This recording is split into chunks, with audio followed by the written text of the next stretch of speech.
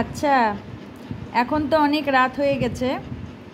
তো আমি একদিন একটা মেসেজ করেছিলাম যে গুগলুকে আম দেওয়া যাবে কি না। তো সব দাদারা, দিদিরা বা ভাই বোন যাই হোক, সবাই আমাকে বলেছে যে কেউ কেউ বলেছে যে দেওয়া যেতে পারে, কেউ কেউ বলেছে দেওয়া যেতে পারে না। তো এই যে এখন রাত 10:30 বাজে, খাওয়া দাওয়া সেই কখন কমপ্লিট। এই যে একটা আমি এমনি খাচ্ছি, ওটা খাওয়ার জন্য এইভাবে বসে বসে সেই তখন থেকে লেজ নাড়ছে।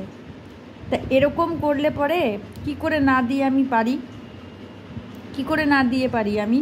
তাহলে কি ওর জন্য কি আম খাওয়াও আমাদেরকে বাদ দিয়ে দিতে হবে? আরে বাবা, গ্রীষ্মকালের একটাই ফল যেটা এত ভালোবাসি রে, তুই এরকম করলে পরে আর কি করব বল? এটা খাওয়া বাদ দিয়ে দিতে হবে? কি করব বল? খাবো না, এটা খাবো না। সবাই বলে না যে বিশ্বনাথের মাথায় বলে কোনো ফল দিলে পরে সেই ফল খেতে হয় না। তো সেরকমই করে আসতে হবে আমাকে মনে হচ্ছে। তোমাকে ভালো রাখার জন্য আমাকে এটা খাওয়া বাদ দিতে হবে এখন? এটা কোনো কথা হলো? কি অবস্থা! ও যে এত আম ভালোবাসে, আমি কি করব?